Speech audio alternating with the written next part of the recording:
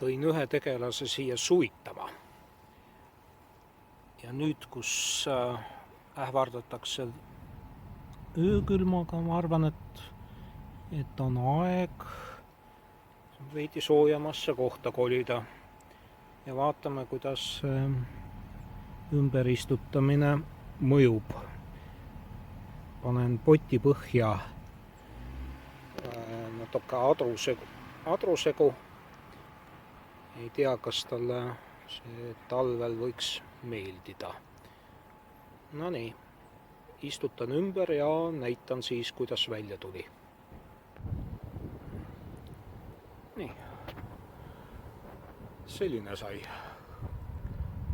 Panin kompostmulda ümber juure.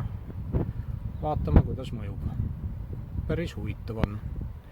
Viin nüüd ta sellisesse jahedamasse koridori, et see üleminek ülijärsk ei tunduks.